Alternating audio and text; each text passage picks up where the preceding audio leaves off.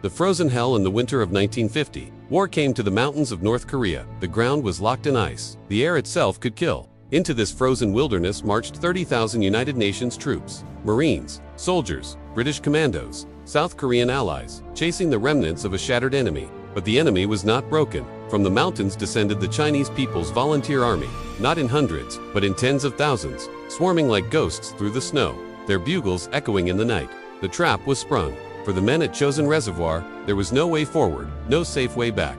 Every hill, every valley, every pass was death. This is the story of the fight for survival in the coldest winter of the Korean War, a story of courage carved into ice, of a march through hell where the dead froze, where they fell, a story remembered by a name whispered with pride and pain.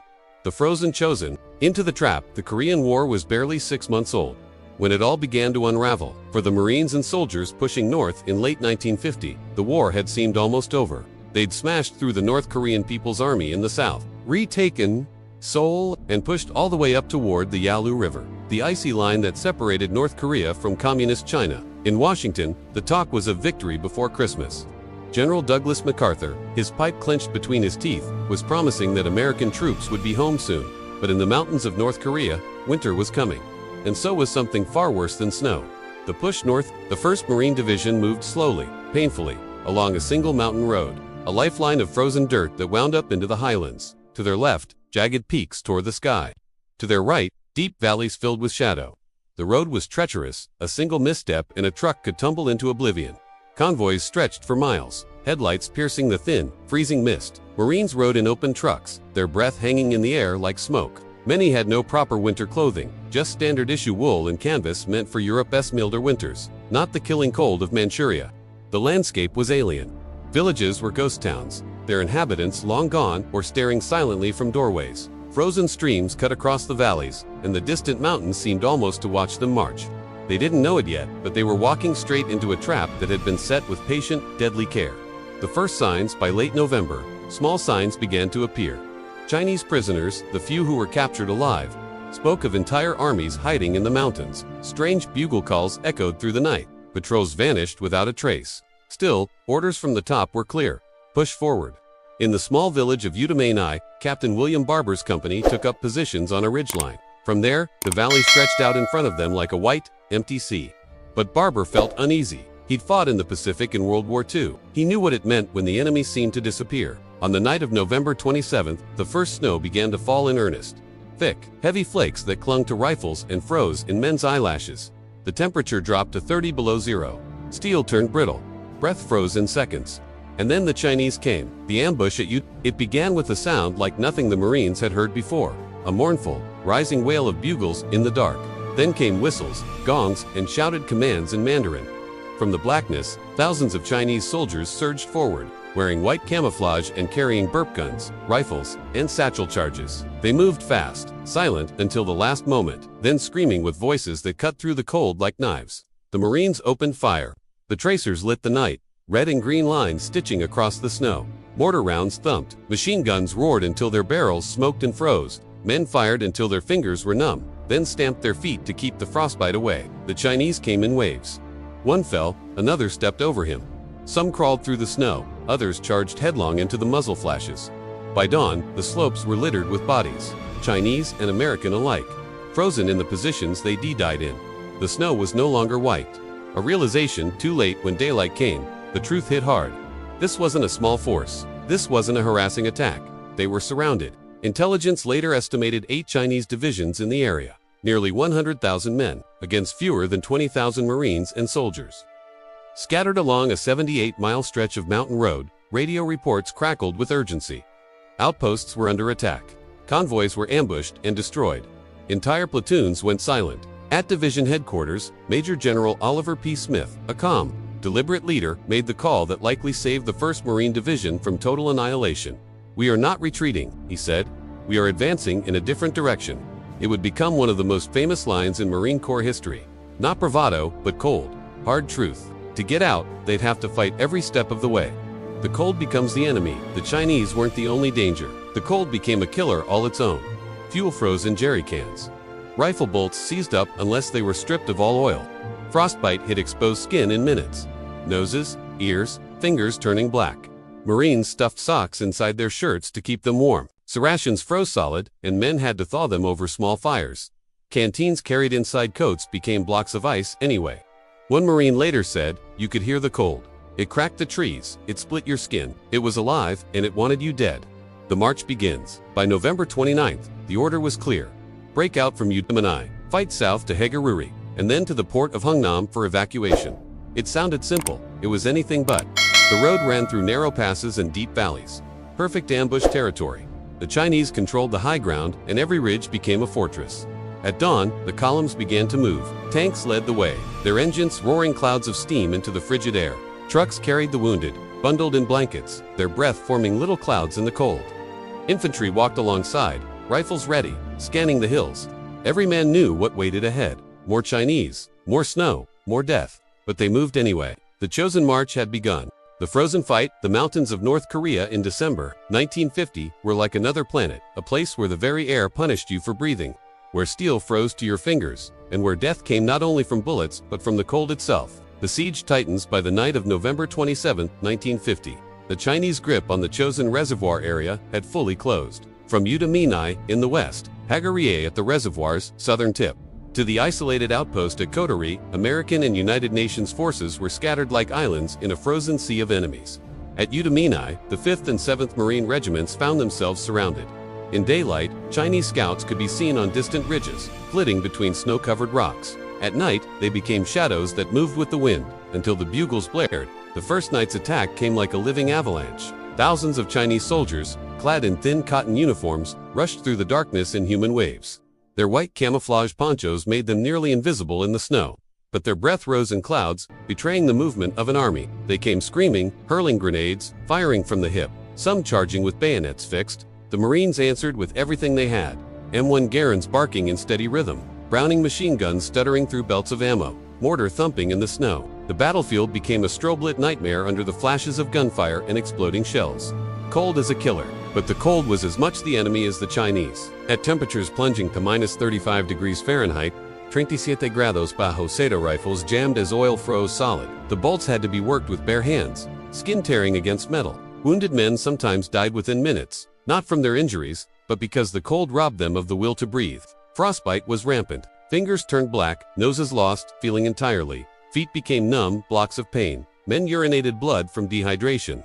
Even morphine syrettes had to be thawed inside a Marine's mouth before use. In one tent at Hagaruri, a Navy corpsman worked through the night on a line of casualties brought in on makeshift sleds. "We're fighting the cold harder than the Chinese," he muttered. Outside, the wind howled like a living thing. Hagaruri. The lifeline Hagaruri became the key. There, at the southern edge of the reservoir, the Marines had established a defensive position that would be the linchpin of the breakout to the sea. The engineers worked around the clock under fire to carve a rough airstrip out of the frozen ground. A lifeline that would allow C-47s to fly in supplies and evacuate the most badly wounded. Every inch of that airstrip was paid for in blood. Chinese snipers targeted the workers relentlessly. Mortar rounds fell among them, sending up plumes of snow and dirt. But they kept digging, blasting, and leveling, using frozen corpses as windbreaks, too busy to think about the horror of it. When the first C-47 finally touched down, its tires skidding on the icy runway, a cheer went up from the men. Inside its dim fuselage, wounded Marines were loaded like precious cargo. Men who would live to see home again because their comrades had refused to give up. The nights that never ended every night brought more assaults. The Chinese preferred to attack under cover of darkness, using their numbers to overwhelm isolated positions. They blew bugles, banged gongs, and shouted to sow confusion.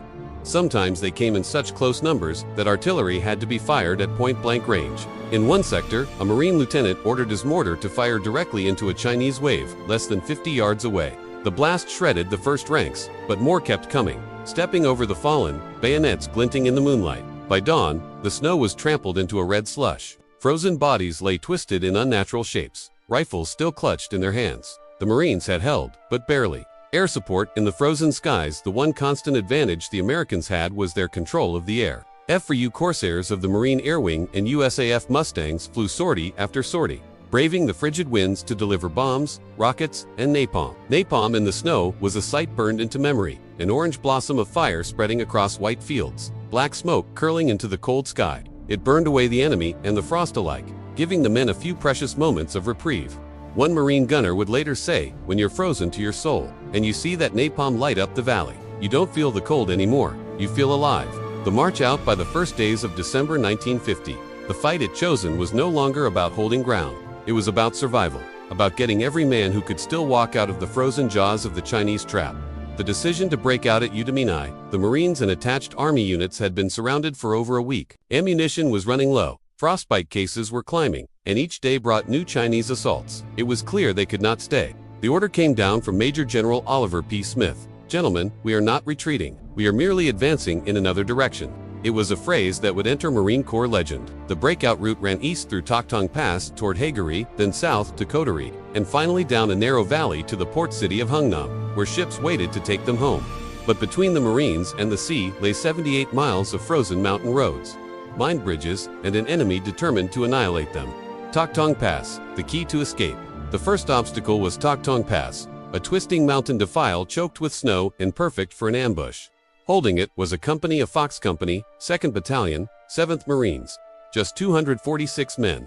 4 days, Fox Company fought alone, surrounded by thousands of Chinese, dug into the frozen ground with bayonets and helmets, using the dead as wind. Every attack came in screaming waves, sometimes so close that the Marines fought hand to hand.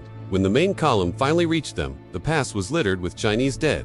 Fox Company had held, but at a terrible cost. Of the original 246, fewer than 90 could still fight.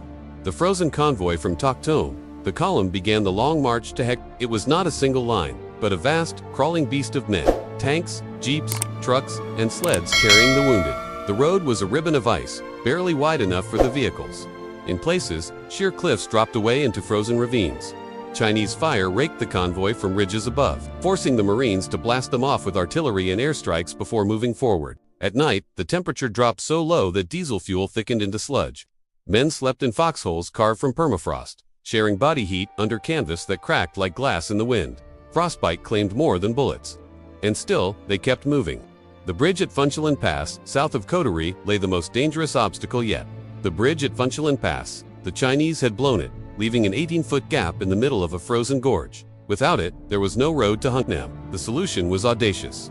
The U.S. Air Force would fly in portable bridge sections, each weighing over a ton, and drop them by parachute. The engineers at Kodari worked through the night, under sniper fire, to assemble the bridge in the freezing dark. By morning, the convoy was rolling again. The bridge held Hungnam, the last stand. The march ended at Hungnam, where the port became a fortress. While the ships loaded troops, artillery, and equipment, the perimeter held against probing Chinese attacks. Over the course of the evacuation, more than 100,000 troops, 17,500 vehicles, and 350,000 tons of supplies were pulled out, along with nearly 100,000 Korean civilians who begged not to be left behind. It was one of the largest sealift operations in military history. When the last ship departed on Christmas Eve, the docks erupted in thunder as demolitions blew apart anything that could be left for the enemy. The price of Chosin, the Marines called themselves the Frozen Chosin, and the name stuck.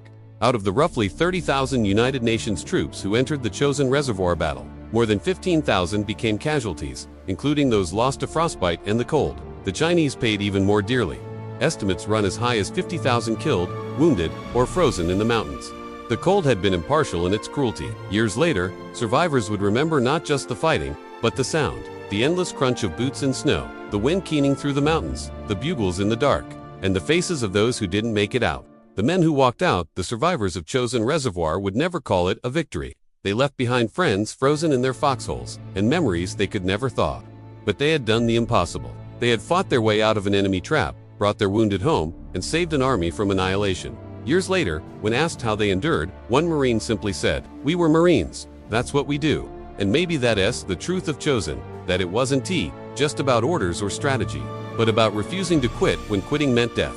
They marched out together, through snow and fire, and in doing so became part of something greater than themselves. Something that will never melt away, no matter how many winters come, for they were, and will always be, the Frozen Chosin.